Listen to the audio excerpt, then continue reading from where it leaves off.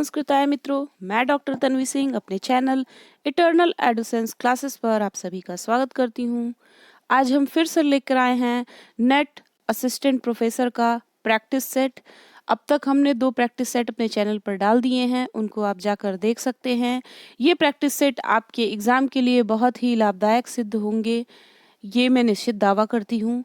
तो आप हमारे वीडियोस को देखिए, पुराने वीडियो को भी जाकर देखिए, वहाँ पर भी मैंने बहुत सारे प्रैक्टिस सेट डाले हैं।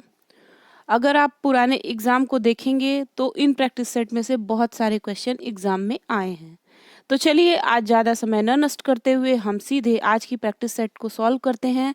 तो ये है हमारा प्रैक्टिस सेट नंबर 3।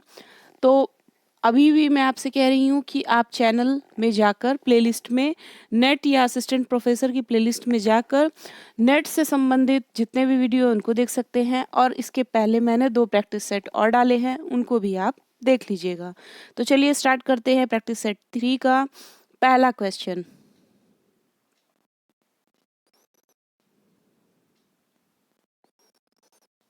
पहला प्रश्न है, कथा आख्यायिकयोः संबंधः कुत्र घटते। तो इसका आंसर है गद्य शिक्षणेन। इसके बारे में बताती हूँ कि कथा और आख्यायिका का संबंध गद्य शिक्षण में घटित होता है। कथा क्या होती है? कथा जो होती है वो कवि की कल्पना मात्र है। कथा कभी भी उच्छ्वासों में विभक्त नहीं होती है।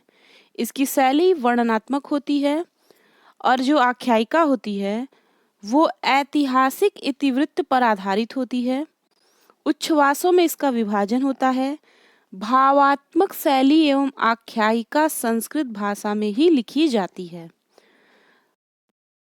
तो अब हम अगला प्रश्न देखते हैं। कथम न मन्युर्ज्वलयत्युदीरितः शमीतरु शुष्कमिवाग्निरुक्षिखः।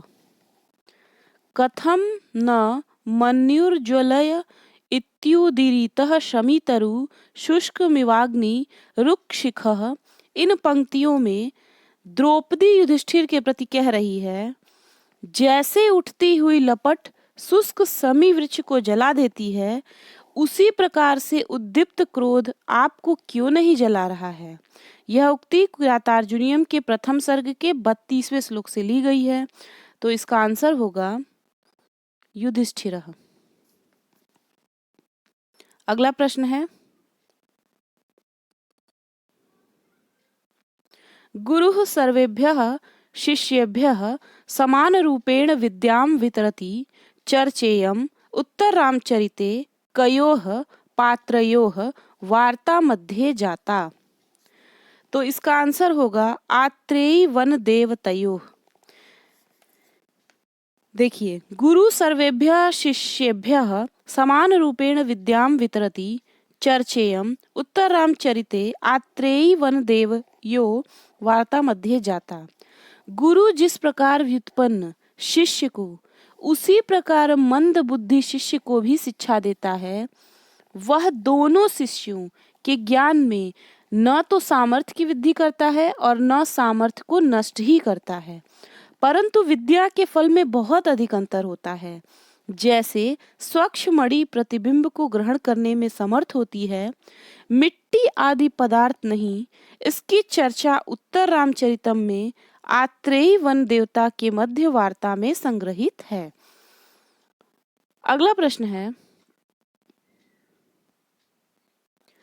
उद्गलित दर्भ कवला मृग्यः परित्यक्त्य नर्तना मयूराः अपसृत पाण्डुपत्रा मुञ्चन्यत्यश्रुणीव लता।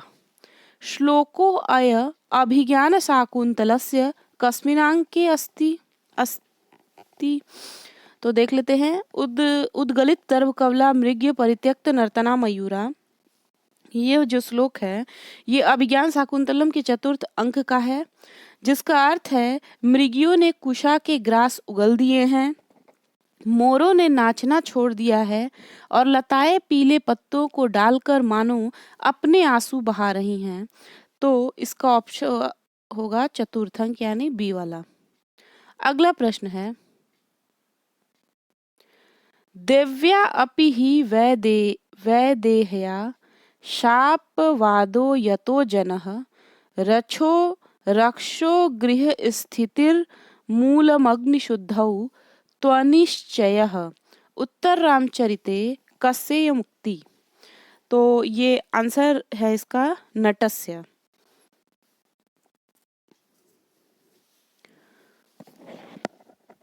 तो दिव्या अपि हि वैदेह्या शापवादो यतो जनः रक्षो गृहस्थित मूलमग्निशुद्धौ त्वयि निश्चयः उत्तरामचरिते नटस्य इत्युक्ति। अगला प्रश्न है, मनोरथ नाम गतिर्न विद्यते इति सूक्तिरस्ति।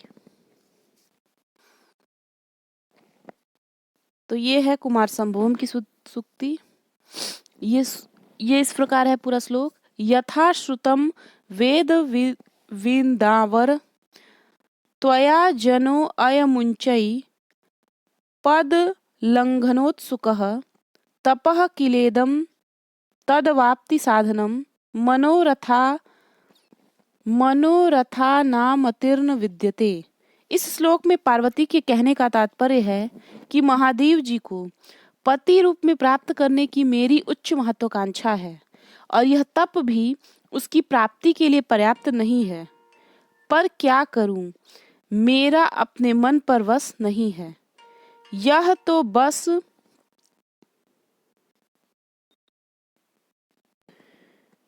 बस उसको ही पाने के लिए लालायित है, क्योंकि मन की इच्छाओं की तो कोई सीमा नहीं होती और न ही वे शक्ति का विचार कर उत्पन्न होती हैं। यह सूक्ति कुमार संभवम के 5वें सर्ग का 64वां श्लोक है। यह कथन पार्वती जी का है। अगला प्रश्न है, मत्त लहरी काव्य रचना वर्तते। तो ये है विद्याधर शास्त्रिण। मत्त लहरी काव्य की रचना विद्याधर शास्त्री ने की है। विद्याधर शास्त्री संस्कृत कवि और संस्कृत तथा हिंदी भाषाओं के विद्वान थे। इनका जन्म स्थान राजस्थान के चूरू शहर में था। मत्त लहरी कवि की व्यंग कृति है। मत्त लहरी का नायक एक शराबी है जो सभी को मधुशाला में समाज के बंधन से मुक्ति का आश्वासन देता है।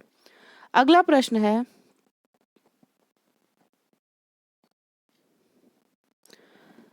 न रत्न मन्विष्यति मृगयते हि तत् इत्युक्तिरस्ति।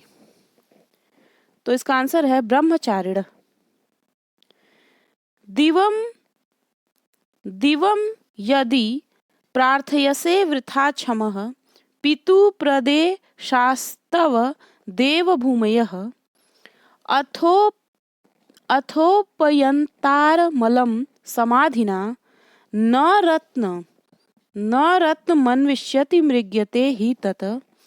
इस श्लोक में ब्रह्मचारी के वेश में शिव तपस्विनी पार्वती को तपस्या से विरत कर रहे थे। अगला प्रश्न है, हरिभ्यामिति रूपम न निष्पदयते। तो इसका आंसर होगा षष्ठ्याम। अर्थात हरिभ्याम यह रूप षष्ठी विभक्ति में नहीं बनता है, जबकि तृतीया चतुर्थी पंचमी में हरिभ्याम रूप बनता है। अगला प्रश्न है, जलजाक्षी इत्यत्र समासांत प्रत्ययो भवति। तो इसमें होगा शच प्रत्यय। जलजाक्षी पद के समासांत में शच प्रत्यय होता है और जलजाक्षी का शाब्दिक अर्थ है कमल के समान नेत्रों वाली लक्ष्मी। जलजाक्षी का होगा जलजे इव अक्षिणी यस्यासा। अगला प्रश्न है, उदिते कमलम विकसति रिक्त स्थाने अधस्तनेषु योग्यम रूपम चिनुत। तो इसमें होगा सूर्य। तो पूरा लाइन ऐसे हो जाएगा, सूर्य उदिते कमलम विकसति। सूर्य के उदित होने पर कमल खिलता है, अर्थात यस्य च भावेन भाव लक्षणम सूत्र से जिसकी क्रिया से दूसरी क्रिया लक्षित हो उस क्रियावान में सप्तमी विभक्ति होती है। अतः यहाँ सूर्य के उदित होने पर कमल खिलता है। अगला प्रश्न है, कर्तृकर्मणो तिङ्वर्थे प्रमाणमस्ति। तो इसको देख लेते हैं। इसका आंसर होगा लह कर्मणि च भावे चा कर्मेभ्यः। तो कर्तृकर्मणो तिङ्वर्थे लह कर्मणि च भावे च कर्मेभ्यः प्रमाणमस्ति। लकार सकर्मक धातुओं से कर्म और कर्ता में तथा अकर्मक धातुओं से भाव और कर्ता में हो। अगला है, परवलिंगम द्वंद्व तत्पुरुषयोः इत्यस्य उदाहरणं नास्ति। तो इसमें होगा सीतारामो।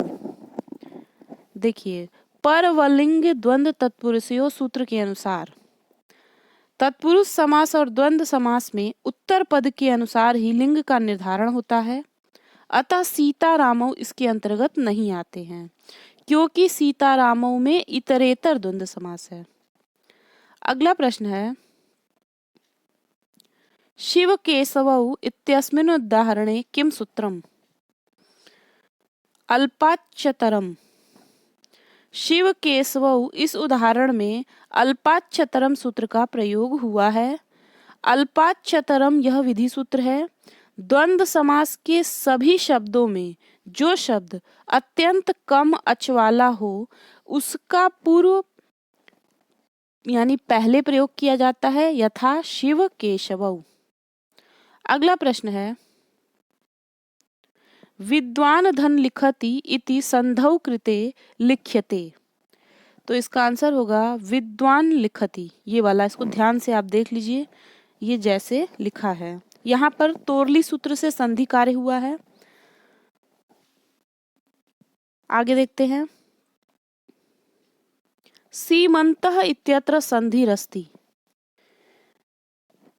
इसमें है पररूप संधि। सीमंत इस पद में पररूप संधि हुई है। सीमंत के सवेशे यह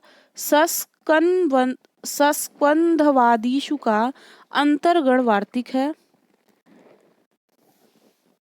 आगे देखते हैं, हरिधन एतौ इत्यत्र भावतः।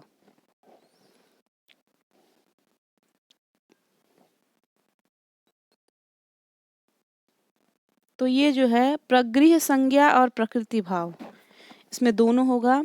हरिधन एतौ इत्यत्र प्रगृह्य संज्ञा प्रकृति भावः भवतः, अर्थात हरिधन एतौ इस पद में प्रगृह्य संज्ञा और प्रकृति भाव दोनों होता है, क्योंकि ईदु द्वे द्विवचनम प्रगृह्य संज्ञा स्यात् सूत्र से इकारांत उकारांत एकारांत द्विवचन की प्रगृह्य संज्ञा होती है। जहां पर प्रगृह्य संज्ञा होती है वहां पर प्रकृति भाव होता है। अगला प्रश्न है,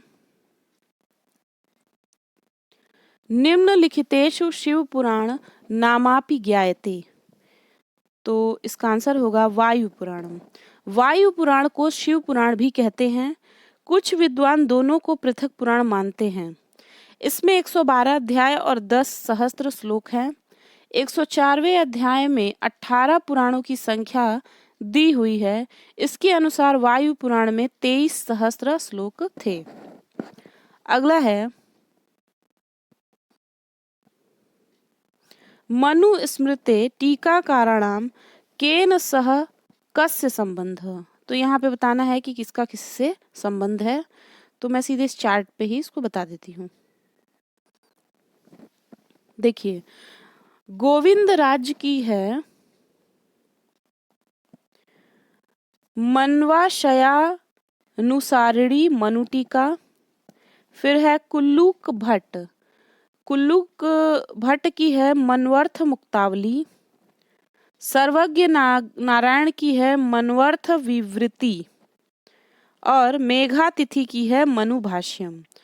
तो इसको आप याद कर लीजिए कि मनु स्मृति हिंदू धर्म का एक प्राचीन धर्मशास्त्र है। इसमें मानव धर्मशास्त्र मनु संहिता आदि नामों से भी इसको जाना जाता है। मनु स्मृति पर अनेक टीकाकारों के नाम ज्ञात हैं। तो जो गोविंद राज हैं उनका मनवा शयानुसारणी मनु टीका है। कुल्लूक भट्ट का है मनवर्थ मुक्तावली। सर्वज्ञ नारायण का है मनवर्थ विवृति और मेघातिथि का है मनु भाष्य। तो इसको याद कर लीजिए। अगला प्रश्न है,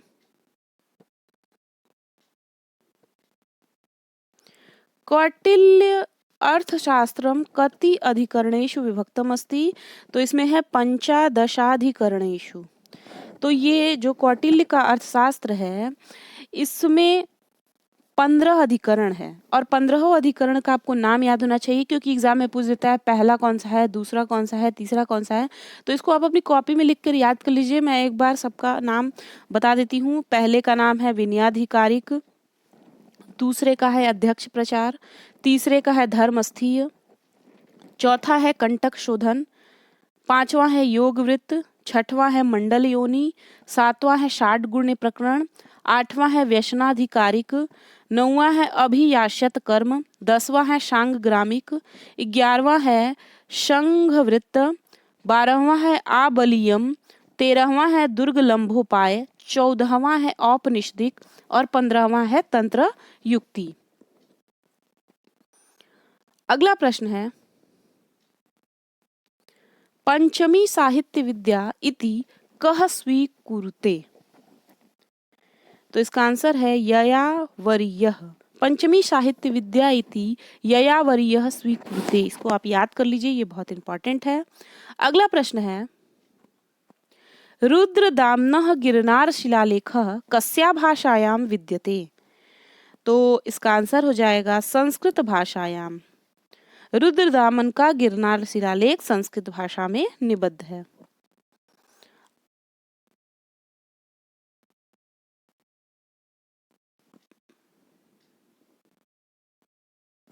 अगला प्रश्न है, अशोकस्य भाभृ शिलालेखः सम्प्रति कुत्र अस्ति। तो इसका आंसर है राजस्थान प्रांते। अशोक का भाभृ शिलालेख राजस्थान के जयपुर जिले के विराट नगर में है। इसमें अशोक ने बौद्ध धर्म का वर्णन किया है।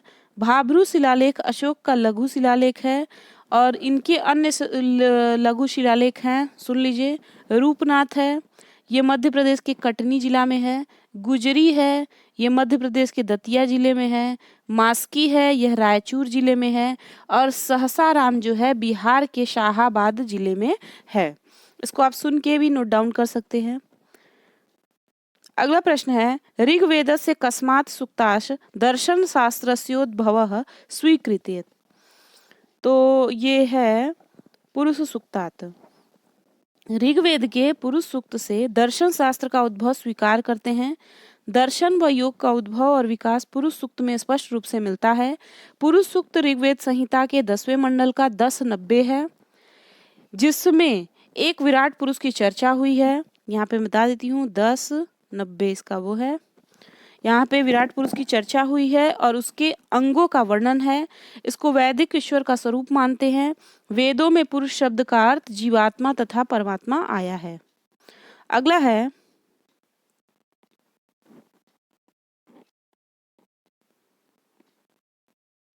द्यूतस्य निंदा कस्मिन् सूक्ते विद्यते। अच्छ सूक्ते। द्यूतस्य निंदा अच्छ सूक्ते विद्यते। जुआ की निंदा का वर्णन अक्ष सूक्त में मिलता है। अच्छ सूक्त ऋग्वेद के कौन सा है, 10-34वां, ठीक है, सूक्त है। अच्छ सूक्त के ऋषि कवश एलूश तथा देवता अक्ष कृषि प्रशंसा और अच्छ कित व निंदा। अच्छ सूक्त में कुल 14 मंत्र हैं, तो इसको आप देख लीजिएगा। अगला प्रश्न है बहुत इंपॉर्टेंट, ये हमेशा एग्जाम में आता है। दशतई पदेन कस्य बोधो जायते। तो इसका आंसर होगा ऋग्वेदस्य। ऋग्वेद में 10 मंडल है, इसी कारण इसे 10 नाम से भी जाना जाता है। इसमें 10 मंडल, 1028 सूक्त और 10,580 सही 1/4 मंत्र हैं। अगला इंपॉर्टेंट है, ये भी एग्जाम में बहुत आता है। तत्त्वमसि अति महावाक्यम विद्यते, तो इसका आंसर होगा छांदोग्योपनिषद। तत्त्वमसि इति महावाक्य छांदोग्योपनिषद से लिया गया है। यह तत्त्वमसि वाक्य 3 संबंधों द्वारा अखंड अर्थ का बोधक बनता है। तो इसके 3 संबंध देख लीजिए। तत् और त्वम पदों का समानाधिकरण पहला है। दूसरा है दोनों पदों के वाक्यार्थ में विशेषण विशेष्य भाव। और तीसरा है प्रत्यगात्मा और दोनों पदों के वाच्यार्थ में लक्ष्य लक्षणा भाव। अगला प्रश्न है उरुगाय इति विशेषणम अस्ति, तो ये है विष्णु का। उरुगाय यह विशेषण विष्णु के लिए प्रयुक्त है। उरुगाय का अर्थ है विस्तीर्ण गति वाला। निरुक्त के अनुसार विष्णु शब्द विस धातु से बनता है, जिसका अर्थ है व्यापनशील होना, लोक में अपनी किरणों को फैलाने वाला। विष्णु को उरु क्रम, भीम, गिरिष्ठा, गिरिक्षत आदि नामों से संबोधित किया गया है। अगला है महाभारतस्य विभाजने पर्वाणाम संख्या अस्ति, तो ये सबको पता है कि इसमें 18 पर्व हैं। आपको 18 के नाम याद होने चाहिए। तो जो महाभारत है इसकी रचना कृष्ण द्वैपायन वेदव्यास ने की। भारतीय लौकिक साहित्य में रामायण के पश्चात महाभारत का ही स्थान है। महाभारत की 18 पर्वों में कौरव पांडवों का इतिहास है। 18 पर्वों के नाम क्या है? आदि पर्व, सभा पर्व, वन पर्व, विराट पर्व, उद्योग, भीष्म, द्रोण, कर्ण, शल्य, शौप्तिक, स्त्री, शांति, अनुशासन, आश्वमेधिक, आश्रम वासिक, मौंसल पर्व, महाप्रस्थानिक, स्वर्गारोहण पर्व।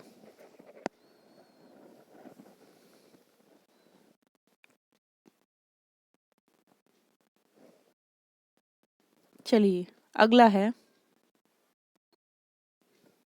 समवताग्रे मंत्रस्य रिक्तांशे प्रयोज्यमस्ति, तो इसका आंसर होगा हिरण्यगर्भः। हिरण्यगर्भः समवताग्रे मंत्रस्य रिक्तांशे प्रयोजनमस्ति। हिरण्यगर्भ सूक्त जो है वो 10वें मंडल का सूक्त है 121, यानी 10 1 2 1। कुल मंत्र हैं इसमें 10। ऋषि इसके हैं हिरण्यगर्भ। देवता है क संज्ञक प्रजापति और छंद है त्रिष्टुप। संपूर्ण श्लोक इस प्रकार है। हिरण्यगर्भः समवताग्रे भूतस्य जातः पतिरेकासीत् स दधार पृथ्वीं द्यामुतेमा कस्मै देवाय हविषा विधेम। इसका अर्थ है हिरण्यगर्भ यानी प्रजापति सर्वप्रथम उत्पन्न हुआ। उत्पन्न होते हुए वह संपूर्ण प्राणियों का अद्वितीय स्वामी हो गया तथा उसने इस पृथ्वी और द्युलोक को धारण किया। उसे छोड़कर हम किस देवता के लिए हवि के विधान का पूजन करें? अगला प्रश्न है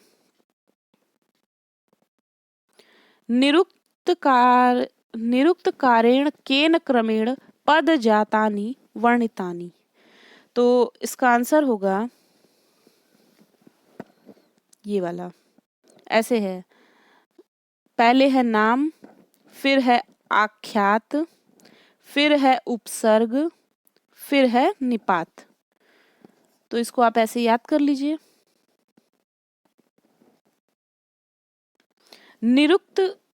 निरुक्तकार ने पदों को 4 भागों में विभाजित किया गया है, नाम, आख्यात, उपसर्ग और निपात।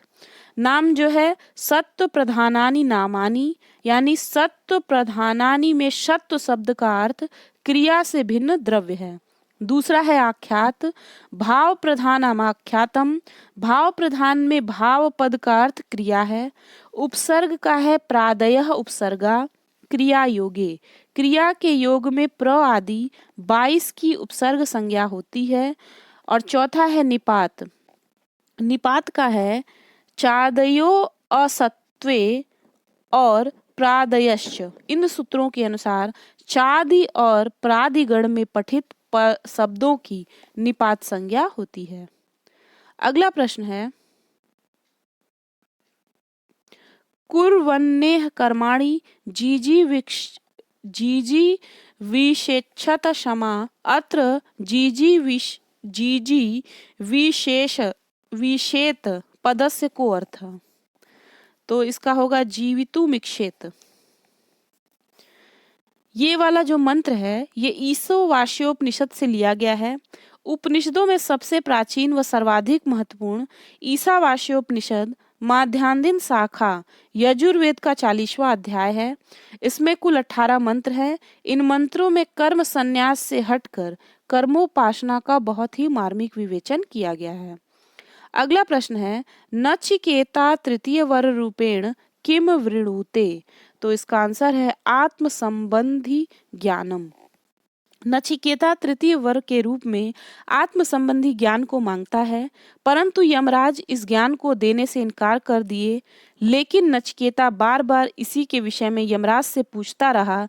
जब यमराज समझ गए कि नचिकेता इसके योग्य है, तो यमराज ने तृतीय वर्ग के रूप में आत्म विषय ज्ञान के विषय में विस्तृत रूप से नचिकेता को बताते हैं। अगला प्रश्न है बहुत ही इंपॉर्टेंट, आचार्य शब्द से निर्वचनम नास्ति। तो इसमें जो है आदत्ते रसान ये निर्वचन नहीं है। आचारम ग्राह्यति, आचिनोति अर्थान और आचिनोति बुद्धिम ये सब हैं। चलिए अगला हम देखते हैं, कति नक्षत्राणि भवन्ति। सप्तविंशति। तो नक्षत्रों की संख्या 27 है। इनके नाम मैं यहीं पे बता देती हूँ, इसको आप चाहे तो नोट कर लीजिए। अश्विनी, भरणी, कृतिका, रोहिणी, मृगशिरा, आद्रा, पुनर्वसु, पुष्य, आश्लेषा, मघा, पूर्वा फाल्गुनी, उत्तर फाल्गुनी, हस्त, चित्रा, स्वाति, विशाखा, अनुराधा, ज्येष्ठा, मूल, पूर्वाषाढ़ा, उत्तराषाढ़ा, श्रवण, घनिष्ठा, सत, भिषा, पूर्वा भाद्रपद, उत्तर भाद्रपद, रेवती। तो जो 27वां नक्षत्र है वो रेवती है। चलिए अगला प्रश्न है, निरपेक्षो रवः श्रुति सा च भवति। तो इसका आंसर होगा त्रिविधा। निरपेक्षो रवः श्रुति सा च त्रिविधा विधाति अभिधात्री विनियोक्त्री भवति। पहला है विधात्री, दूसरा है अभिधात्री, तीसरा है विनियोक्त्री। प्रमाणांतर की अपेक्षा न रखने वाला रव शब्द श्रुति कहलाती है। वह श्रुति मुख्यतः 3 प्रकार की होती है, विधात्री, अभिधात्री और विनियोक्त्री। तो जो विधात्री होती है वो विधि या विधान करने वाली होती है। यह लिंगादि स्वरूप की ही होती है, जैसे यजेत, जुहुयात। इसमें लिंग आदि प्रत्यय का श्रवण होने से विधात्री श्रुति है। दूसरा है अभिधात्री। अभिधात्री अर्थात अभिधान करने वाली अभिधात्री श्रुति कहलाती है, जैसे ब्रीहीन प्रोक्षति, इसमें ब्रीही का अभिधान किया गया है। और तीसरा है विनियोक्त्री। जिस शब्द के श्रवण मात्र से ही संबंध का ज्ञान होता है वह विनियोक्त्री श्रुति होती है। तो मैंने यहाँ पे आपको तीनों के बारे में बता दिया कि जो निरपेक्षो रव श्रुति ये जो है साच त्रिविधा कौन कौन सी, पहला है विधात्री, दूसरा है अभिधात्री और तीसरा है विनियोक्त्री। अब बढ़ते हैं अगले प्रश्न की तरफ।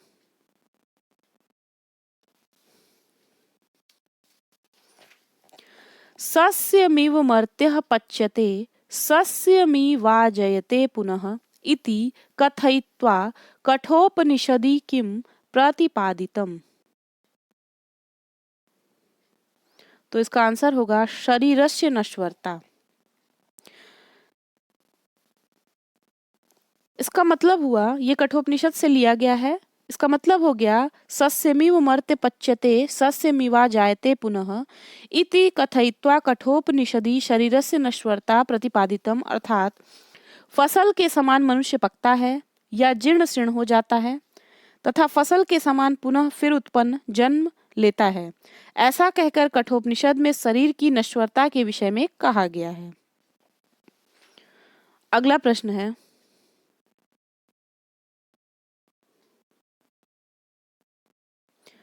भूतस्य भव्यस्य भूतस्य भव्यस्य पत्न्युरूप इत्यस्मिन् मंत्रासे भूतस्य भव्यस्य पत्नी का कथिता।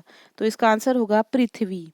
अर्थात भूतस्य भव्यस्य पुण्युरूपम इत्यस्मिन् मंत्रांसे भूतस्य भव्यस्य पत्नी पृथ्वी कथिता। अर्थात उपर्युक्त मंत्रांश में भूत और भविष्य की पत्नी पृथ्वी को कहा गया है।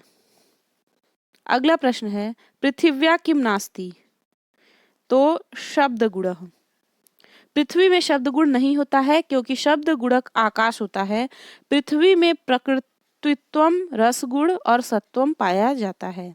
अगला बहुत इंपॉर्टेंट प्रश्न, उत्तिष्ठत जागृत प्राप्य वरान्निबोधत कस्मिन् उपनिषदि विद्यते। तो ये है कठोपनिषद से कि यह सूक्ति कठोपनिषद के प्रथम अध्याय के तृतीय वल्ली से लिया गया है। तृतीय वल्ली में परमात्मा को प्राप्त करने का साधन यम ने नचिकेता को बताया है। यथा उत्तिष्ठत जागृत प्राप्य वरान्निबोधत, हे मनुष्य उठो, जागो और श्रेष्ठ महापुरुषों के पास जाकर उस परम ब्रह्म परमेश्वर को जान लो। अगला है स्याद्वादः कस्य दर्शनस्य सिद्धांतो अस्ति। तो ये है जैन दर्शन का सिद्धांत। जैन धर्मावलंबी अहिंसा में विश्वास करते हैं। इनका प्रमुख सिद्धांत स्याद्वाद है। जैन धर्म कालांतर में दो संप्रदायों में विभक्त होकर अलग अलग विचारधारा में परिवर्तित हो गए। ये दो संप्रदाय निम्न हैं। जैन धर्म के दो संप्रदाय हैं, श्वेतांबर और दिगंबर। अगला प्रश्न है ननु तंतु संबंध इव तुर्यादि संबंधो अपि पटस्य विद्यते तत्कथम तंतुष्वेव पट समवेतो जायते न तुर्यादिषु सत्यम। द्विविधः संबंधः संयोगः समवायश्चेति तत्रायुत सिद्धयो संबंधः समवायः अन्योस्तु यंग संयोगः एव अत्र उचितम उत्तरम चिनुत। तो इसका आंसर होगा तंतु पटस्य समवायी कारणम अयुत सिद्धत्वात्। यहां पे बता देती हूं कि पट का तंतु के साथ जिस प्रकार का संबंध है वैसा ही तुरी आदि के साथ फिर क्यों तंतुओं में ही समवाय संबंध से पट उत्पन्न होता है और तुरी आदि में नहीं। संबंध दो प्रकार का होता है। मैं इसका मतलब ही आपको बता रही हूं इन सब लाइन का। संबंध दो प्रकार का होता है। कौन कौन सा? संयोग और समवाय। उसमें जो दो अयुत सिद्ध पदार्थों का संबंध होता है वह समवाय कहा जाता है। शेष अन्य पदार्थों का संयोग कहा जाता है। अयुत सिद्ध का अर्थ है अपृथक सिद्ध, अर्थात जिन दो पदार्थों में से एक जब तक रहता है वह दूसरे संबंधी पर आश्रित होकर ही रहता है, वे अयुत सिद्ध कहलाते हैं। अतः स्पष्ट है कि तंतु और पट अयुत सिद्ध हैं तथा उनमें समवाय संबंध है। अगला प्रश्न है चक्षुषा घट रूपत्व ग्रहणे कः सन्निकर्षः। तो ये है संयुक्त समवेत समवायः। चक्षुषा घट रूपत्वे ग्रहणे संयुक्त समवेत समवाय सन्निकर्षः। लौकिक तथा अलौकिक सन्निकर्ष में से लौकिक पक्ष में सन्निकर्ष को संयोगादि 6 वर्गों में रखा गया है। पहला है संयोग, दूसरा है संयुक्त समवाय, तीसरा है संयुक्त समवेत समवाय, चौथा है समवाय, पांचवा है समवेत समवाय और छठवां है विशेषण विशेष्य भाव। चक्षु के द्वारा घट रूपत्व को ग्रहण करना संयुक्त समवेत समवाय सन्निकर्ष कहलाता है। अगला प्रश्न है लिंग शरीरस्य कति अवयवा भवन्ति। तो इसका आंसर होगा 17। तो वेदांत सार के अनुसार सूक्ष्म शरीर को लिंग शरीर भी कहते हैं। लिंगानि च तानि शरीराणि इति लिंग शरीराणि। सूक्ष्म शरीर में सहस्त्र अवयव होते हैं? पंच ज्ञानेंद्रियां, बुद्धि, मन, पंच कर्मेंद्रियां, पंच वायु ही सूक्ष्म शरीर के सहस्त्र अवयव हैं। अगला है गगनारविंदः सुरभि अरविंदत्वात् इत्यत्र कः हेत्वाभासः। तो ये है आश्रय सिद्ध। तो जैसा कि हम सब जानते हैं कि हेत्वाभास के 5 भेद होते हैं: असिद्ध, विरुद्ध, अनैकांतिक, प्रकरण सम या बाधित विषय। असिद्ध, विरुद्ध, अनैकांतिक, प्रकरण सम, बाधित विषय हेत्वाभास। तो यहाँ पे जो आश्रय सिद्ध है इसका उदाहरण है गगनारविंदः सुरभि अरविंदत्वात्। स्वरूप सिद्ध का है अनित्य शब्द।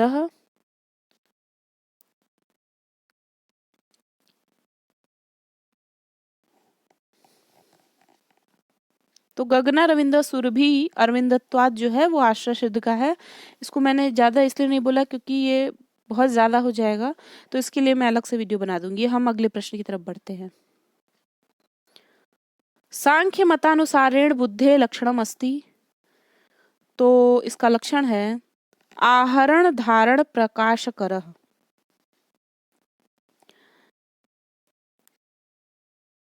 सांख्य मते बुद्धे लक्षणम आहरण धारण प्रकाशकरः अस्ति, अर्थात सांख्य मत के अनुसार बुद्धि का लक्षण आहरण धारण प्रकाशकर है। अगला प्रश्न है यदा चक्षुषा घट रूप समवेतम रूपत्वादि सामान्य गृह्यते तदा सन्निकर्ष भवति। तो इसका आंसर होगा संयुक्त समवेत समवायः। यदा चक्षुषा घट रूप समवेतम रूपत्वादि सामान्यम गृह्यते तदा संयुक्त समवेत समवाय सन्निकर्षः भवति। जब चक्षु के द्वारा घट के रूप में समवेत रूपत्व आदि सामान्य जाति का ग्रहण होता है तब चक्षु इंद्रिय है, रूपत्व आदि सामान्य ही अर्थ विषय है। इन दोनों का सन्निकर्ष संयुक्त समवेत समवाय सन्निकर्ष है, क्योंकि चक्षु से संयुक्त घट के रूप में समवेत है, समवाय संबंध से रहता है और उस रूप में रूपत्व सामान्य का समवाय है।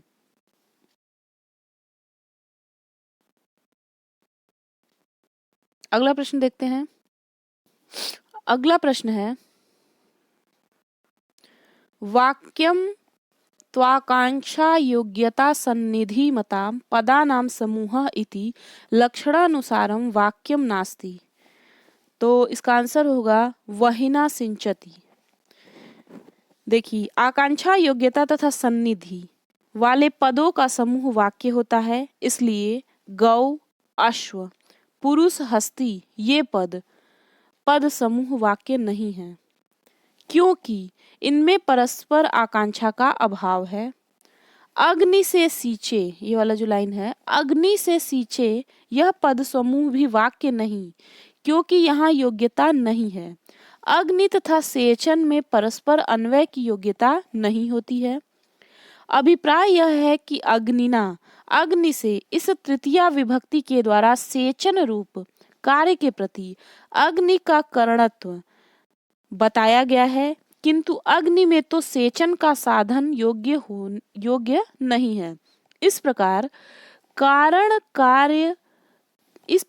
कार्य कारण भाव रूप संबंध से अग्नि तथा सेचन की योग्यता न होने से अग्नि से सींचे यह पद समूह वाक्य नहीं है।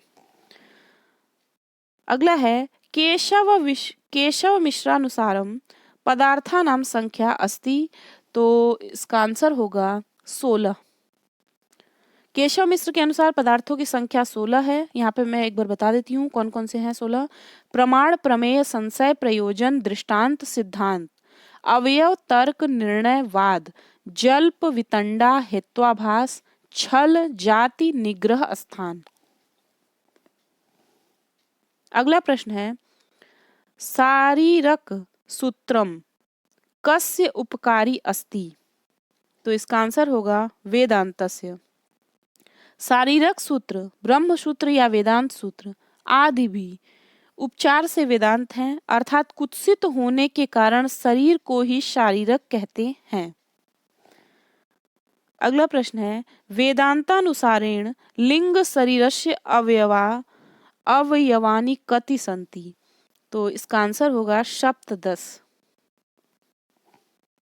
अगला है, पुरुषो अस्तीति कस्मात् सिद्ध्यते। तो इसका आंसर होगा भोक्तृभावात्। पुरुषो अस्तीति भोक्तृभावात् सिद्ध्यते, अर्थात पुरुष है, इसकी सिद्धि भोक्तृभावात् से होती है। पुरुष की सत्ता सिद्ध करने वाले 5 हेतु हैं, जिसका विस्तृत वर्णन इस कारिका में है, वाली जो कारिका है। संघात परार्थत्वात्, त्रिगुणादि विपर्याद अधिष्ठनात्, पुरुषो अस्त्री भोक्तृभावात्, कैवल्यार्थ प्रवृत्तेश्च। यानी संघात परार्थत्वात्, संघातों का दूसरों के लिए होना, त्रिगुणादि विपर्यात, त्रिगुणादि से विपरीत स्वभाव वाला होने से, अधिष्ठानात्, त्रिगुण समूह का अधिष्ठाता होने से, और भोक्तृभावात्, भोग्य एवं भोक्ता भाव से। पांचवा है, कैवल्यार्थ प्रवृत्ति, मोक्ष के लिए प्रवृत्ति देखे जाने से। फिर है, सत्कार्यवादस्य सिद्धि कस्मान्न भवति। तो इसका आंसर होगा सदकरणात्। सत्कार्यवाद सिद्धि सदकरणात् दिया है। सत्कार्यवादस्य सिद्धि कस्मान्न भवति। सत्य कार्यवाद सिद्धि सदकरणात् न भवति, अर्थात सत्कार्यवाद की सिद्धि सदकरणात् नहीं होता है, क्योंकि सत्कार्यवाद का लक्षण है असत्करणात् उपादान ग्रहणात् सर्वसंभवा भावात् शक्तस्य शक्यकरणात् कारण भावाच्च सत्कार्यम्। अगला है, अनुबंध चतुष्टयस्य निरूपणम अस्ति। तो इसका आंसर होगा वेदांत सारे। अनुबंध चतुष्टय का निरूपण वेदांत सार में है। अनुबंध चतुष्टय है अधिकारी, विषय, संबंध, प्रयोजन। सांख्य कारिकाया कर्तु नाम मस्ति। तो सांख्य कारिका के कर्ता का नाम है ईश्वर कृष्ण। कपिल जो है वो सांख्य दर्शन के आदि प्रवर्तक हैं, तथा वाचस्पति मिश्र जो है सांख्य तत्व कौमुदी के कर्ता है। अगला है, बलाघातेन त्रिस्थाने भवति। इसका आंसर होगा 3 भवति। बलाघातेन त्रिस्थाने 3 भवति। बलाघात क्या होता है? जब किसी शब्द या अर्थ पर विशेष बल दिया जाता है, वह अन्य शब्दों या अर्थों को गौड़ बनाकर समाप्त कर देती है, तो उसका परिवर्तित रूप बलाघात के कारण होता है। जैसे वैदिक भाषा में अरि शब्द के ईश्वर, शत्रु और निवास स्थान ये अर्थ थे, किंतु इस समय शत्रु अर्थ पर बल देने से अन्य अर्थ समाप्त हो गए। अगला है, पश पशा इत्युच्यन्ते वर्णा। पशपशा को वर्ण कहते हैं, इसका वर्णन भाषा विज्ञान में प्राप्त होता है। अगला प्रश्न है, धर्म शब्दस्य धम्म इति प्राकृत रूपांतरणे भाषा वैज्ञानिकः नियमो अस्ति। तो इसका आंसर होगा समीकरणम। धर्म शब्द का धम्म, इसका प्राकृत रूपांतरण भाषा विज्ञान में समीकरण नियम के अंतर्गत समाहित है।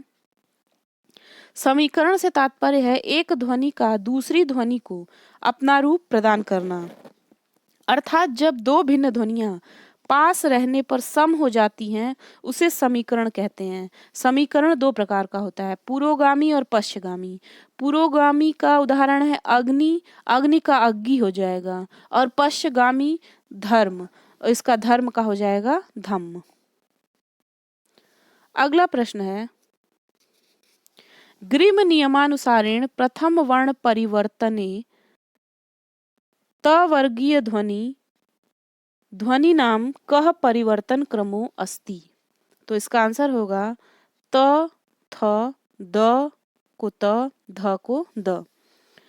ग्रिम नियमानुसारेण प्रथम वर्ण परिवर्तने तवर्गीय ध्वनि नाम परिवर्तनम अस्ति। त को थ हो जाएगा, द को त हो जाएगा, और ध को द। वर्ण परिवर्तन का क्रम आगे है अवेस्ता भाषा भारोपीय परिवारस्य कया शाखया संबद्धमस्ति। तो ये है भारत ईरानी शाखा। अवेस्ता भाषा भारोपीय परिवारस्य भारत ईरानी शाखाया संबद्धमस्ति, अर्थात विश्व में भाषा परिवारों में भारोपीय भाषा परिवार सर्वाधिक महत्वपूर्ण है। भारोपीय परिवार की जननी मूल भारोपीय भाषा में ही परस्पर भिन्नता रखने वाली दो बोलियां थी। तो देखिए मूल भारोपीय कमतोम में होता भारोपीय केंटुम वर्ग और भारोपीय सतम वर्ग। इसको डिटेल में देख लेंगे हम लोग। आगे देखते हैं। ऋक् प्रातिशाख्य मतेन वक्ष्यमाणेषु सूक्ष्म वर्णः कः। तो इसका आंसर है झ। ध्वनिवादियों ने इसे यानी झ को महाप्राण की संज्ञा दी है। प्रत्येक वर्ग के तृतीय चतुर्थ वर्ग अर्थात समवर्ण सूक्ष्म संज्ञक कहे गए हैं। इसमें झ सूक्ष्म वर्ण है। सूत्र है वर्गाणाम द्वितीय चतुर्थौ समश्च महाप्राण। वर्गाणाम द्वितीय चतुर्थौ समश्च महाप्राण यानी दूसरा और चौथा यानी ख घ छ झ ठ ढ थ ध फ भ। अगला है रसई रुद्रेक्षिन्ना यमन सभलागः शिखरणी अस्मिन् लक्षणे रसई शब्दे का संख्या सूच्यते। तो षट होगा। उपयुक्त लक्षण में रसई पद से 6 संख्या का बोध होता है क्योंकि रस 6 हैं। मधुर, अम्ल, लवण, कटु, कसाय और तिक्त। कौन कौन से? मधुर, अम्ल, लवण, कटु, कसाय और तिक्त। शिखरणी छंद में कुल 17 वर्ण होते हैं। अगला प्रश्न है को नाम समासः नित्यः क्लीबलिंगः धारयति। तो इसका आंसर होगा अव्ययी भाव। अव्ययी भावश्च सूत्र से अव्ययी भाव समास नित्य नपुंसक लिंग एक वचन में होता है। इसके अलावा द्विगु और द्वंद्व समास भी समाहार अर्थ में नपुंसक लिंग एक वचन में होते हैं। अगला प्रश्न है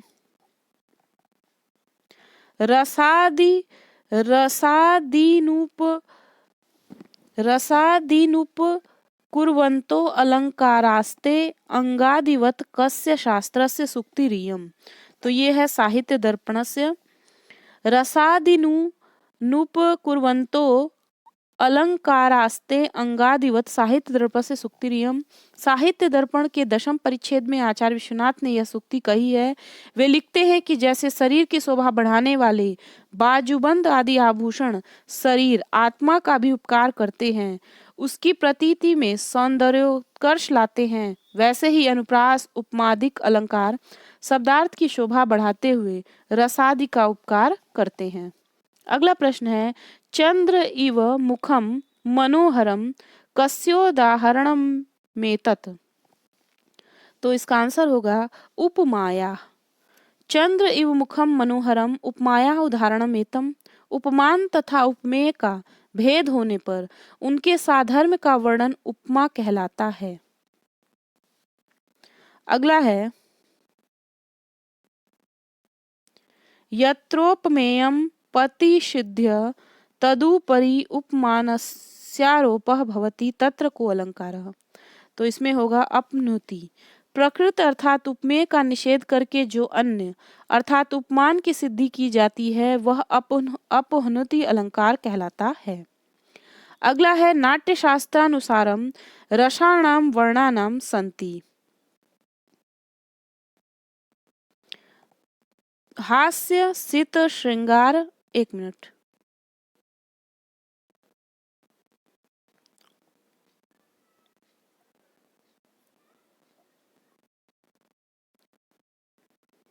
इसका आंसर ये होगा, मैं इसके बारे में बता देती हूँ, यहीं से आप देख लीजिए कि नाट्य शास्त्रानुसारम रसानाम हास्य सित श्रृंगार श्याम, यानी ये वाला हास्य सित श्रृंगार श्याम करुण कपोत श्रृंगार श्याम वर्णा संति।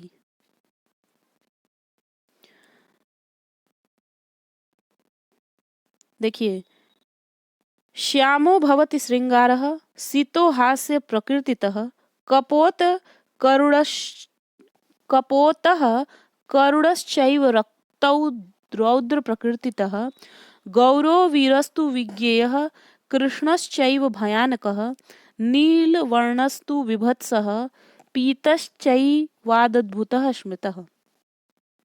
अगला प्रश्न है, शोकः श्लोकत्वमागतः इत्युक्ति वर्तते। तो ये आनंदवर्धनस्य, ये ध्वन्यालोक में कहा है, काव्यस्यात्मा स एवार्थस्तथा चादि कवे पुरा क्रौंच द्वंद्व वियोगत्थः शोकः श्लोकत्वमागते। इस समीकरण का तात्पर्य बड़ा गंभीर है। रसविष्ट हृदय होने पर ही कविता का उद्गम होता है। जब कवि के हृदय को तीव्र भावना आक्रांत नहीं करती, तब तक वह विशुद्ध कविता का निर्माण नहीं कर सकता। काव्य अंतश्चेतना की बाह्य अभिव्यक्ति है। जो हृदय स्वतः किसी भाव का अनुभव नहीं करता, वह किसी भी दशा में दूसरों के ऊपर उस भाव को प्रकटीकरण नहीं कर सकता।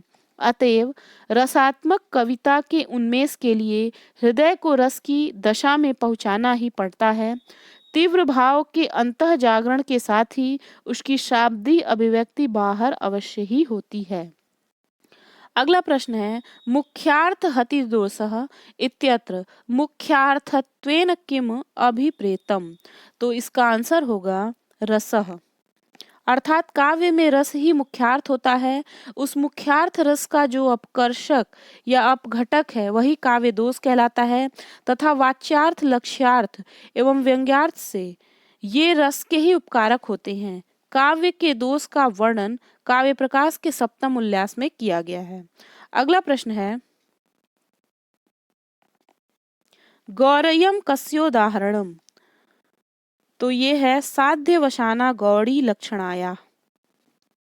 तो साध्यवसाना गौड़ी लक्षणाया उदाहरणम गौरयम।